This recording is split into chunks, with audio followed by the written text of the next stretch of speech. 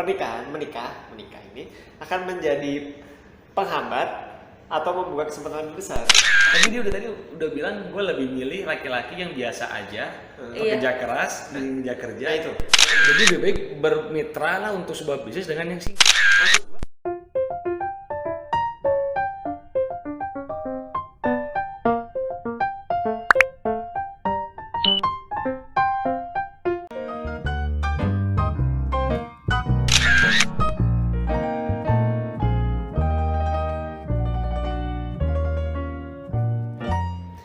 Halo teman-teman, kita ketemu lagi di kita punya channel Veno. Dan Mena. Nah, sekarang kita kedatangan tamu wanita pengusaha muda Cantik pulanya. dan cantik, namanya Stephanie.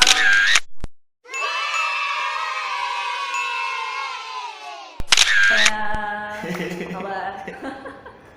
Nah, hari ini kita temanya bisnis. Bisnis, oke. Bisnis. Jarang ada pengusaha Betul. perempuan masih muda lagi. Makanya gue undang, gue pengen tahu pengusaha dari sudut pandang wanita tuh gimana sih? Ya. Yes. Sama ini juga mungkin bagaimana, kenapa perempuan lebih pintar mengelola uang. Nah, sama nanti buat pemirsa kita yang pasti pengen tahu tips-tips deketin wanita pengusaha. Betul. Waduh.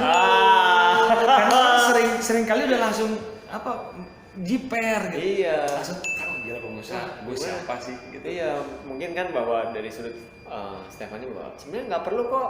Saya mah dapat yang mau jadi yang masak juga suka, mungkin malah Ya. nggak usah cari duit, masak aja di rumah. Tapi bener loh, rata-rata begitu loh. Rata-rata wanita karir itu dia nggak bisa masak. Iya. Salah satunya saya.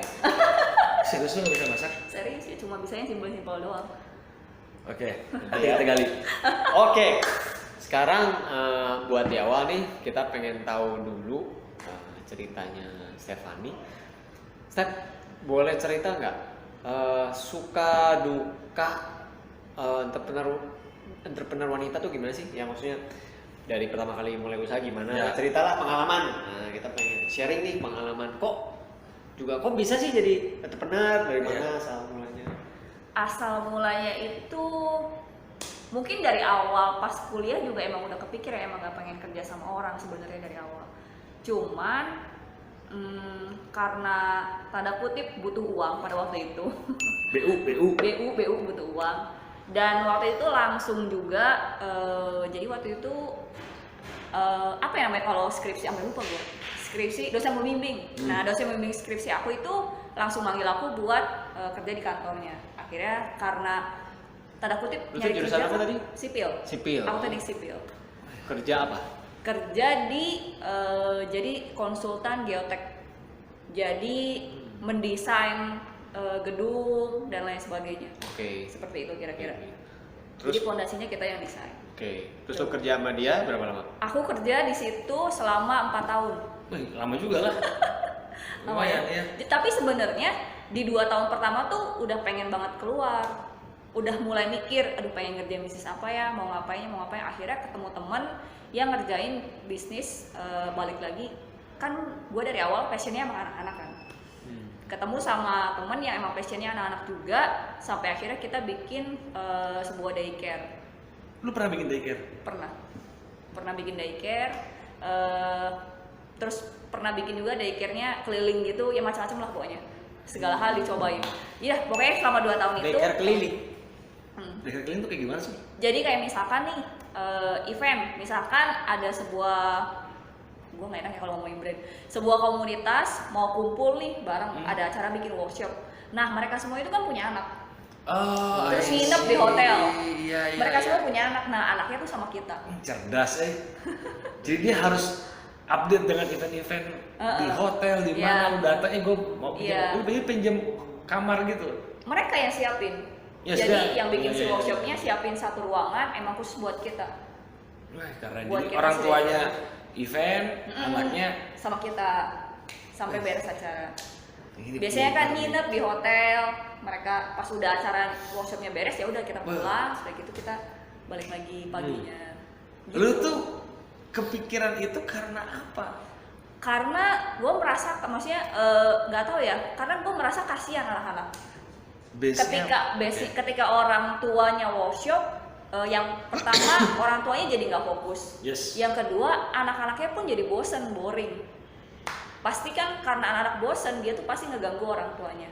Nah gimana caranya supaya kita bikin si orang tuanya happy, anaknya happy? Itu dari pagi, daycare-nya sampai malam? Iya, sampai acara si workshopnya beres. Kan lu mesti nyiapin makan mereka. Nggak nyiapin makan, tetap mereka. Minimal nyuapin atau apa, gue nggak tahu tuh kalau daycare gitu.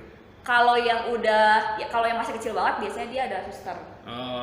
Jadi yang suapin suster. Tapi kalau misalnya emang dia yang nggak punya suster, itu kita yang ngasih makan juga nggak masalah sih sebenarnya. Gitu. Keren Ini, kenapa sih lu suka anak-anak? Kenapa ya suka anak-anak ya? Bingung. Kenapa ya suka ya? Kenapa ya suka ya? Nggak tahu sih. Banyak anak-anak. Karena kenapa gue suka anak-anak? Karena menurut gue anak-anak itu jujur yang pertama. Kalau dia suka sama orang, itu pasti dia bakalan suka, bener-bener jujur. Tapi kalau nggak suka, ya emang nggak suka, nggak akan mau deket, nggak akan mau main. Yang pertama jujur, yang kedua itu unpredictable.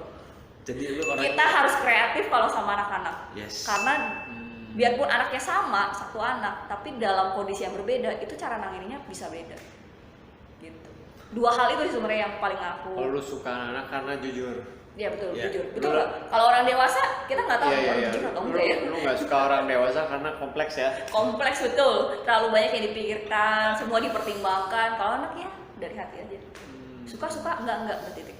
Nah, yang lu lakuin ini bisnis tentang masih berhubungan dengan anak atau enggak atau gimana yang selalu lakuin?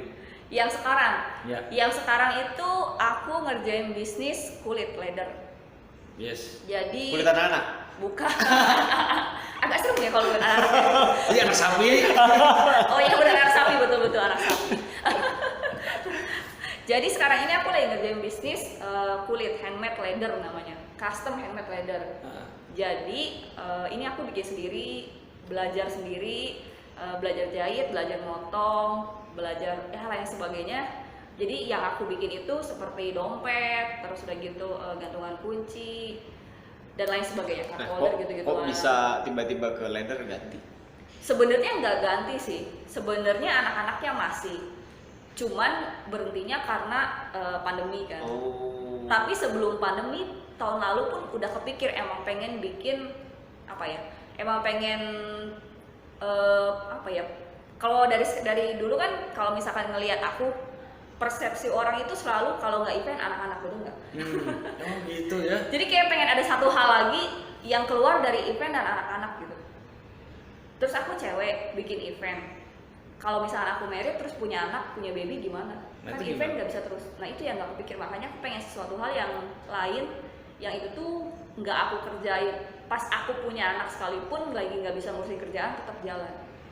Kan kalau event nggak mungkin kan sebenarnya betul. Jadi kalau kita harus ini terjun langsung. Gue bener nih omongan dia tadi nih tentang kalau sudah married.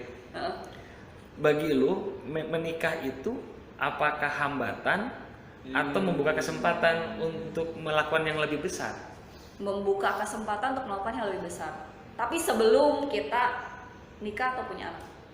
Jadi setelah menikah nanti lu apakah masih tetap mau berkegiatan untuk anak-anak nggak?